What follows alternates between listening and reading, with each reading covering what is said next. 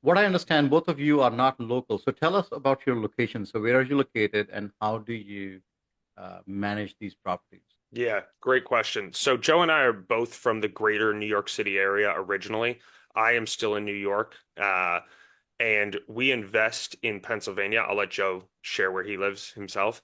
But we do invest in Pennsylvania, which when we first started out and when we're both in this greater New York City area, um, that was about a medium term distance investing, right? Where we weren't local, but it wasn't like we were a plane ride away.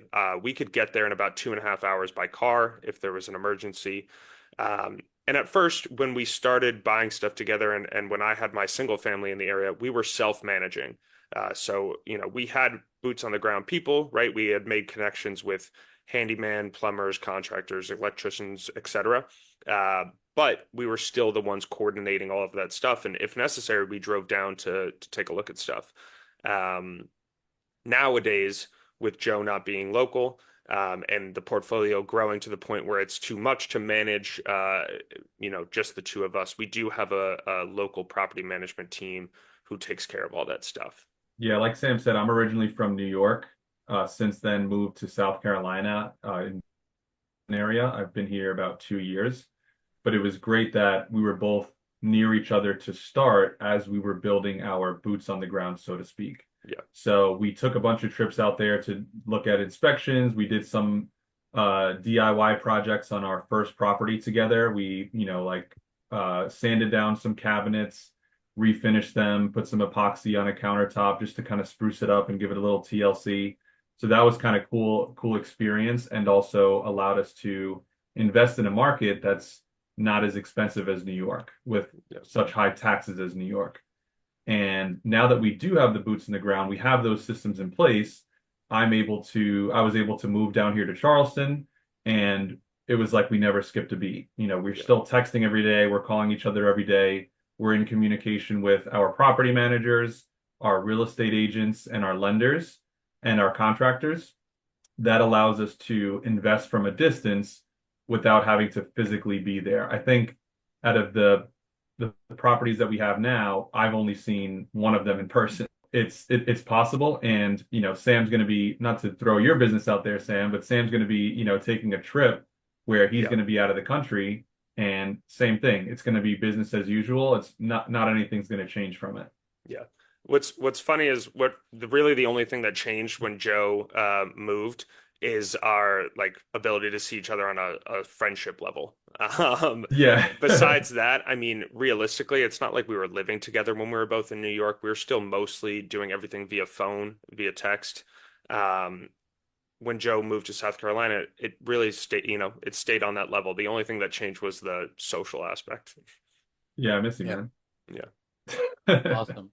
So what you really talked about is that you guys have put systems in place which kind of Yeah. elevated you to become like the CEO, where you can take the vacation, which a lot of real estate investors are not able to do. So they still have a lot of, hands into each aspect of it operationally, where they're still into the business and not on the business.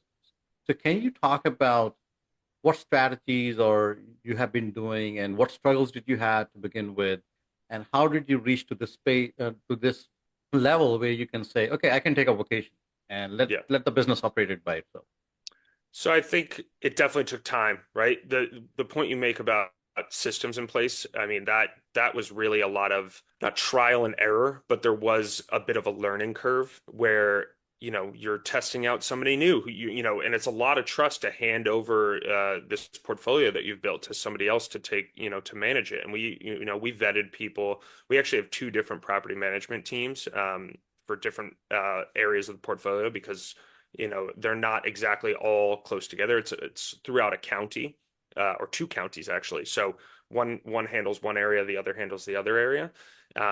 But it definitely took some time to build up that trust. I mean, for a while we were doing everything from tenant management to maintenance scheduling on top of trying to grow the portfolio and make contacts with agents, lenders, see new property. And once we realized that we could really focus on bigger picture stuff if we just took out the time that we were spending on a daily basis doing tenant management, move in, move outs, new lease up, maintenance requests. Once we were able to remove that from our plate, we were able to focus on acquiring more property, um, raising money for syndications, things that were going to help the business grow while also saving us time. Yeah, and to emphasize one point that Sam mentioned was trust, and also Yeah. to add on to that, delegation. Yeah. We had to delegate this work to our team that's the boots on the ground, and we also had to trust them that they're going to get the job done. Now, maybe sometimes it is a little bit of a blind trust, but over time you work into it and you learn the pros and cons, or I guess the strengths and weaknesses of your team that's down there, and you adjust accordingly. And I would say that if you try to do everything yourself, you're just going to be, like trying to run in the sand, basically. It's much harder to do everything yourself. You can't be the contractor and the property manager and the realtor all in one. There are people I'm sure that do that, but they're not growing as quickly as they would if they had those people doing those jobs and they could focus on just growth themselves. Like you mentioned, Ray, working on your business, not working in your business.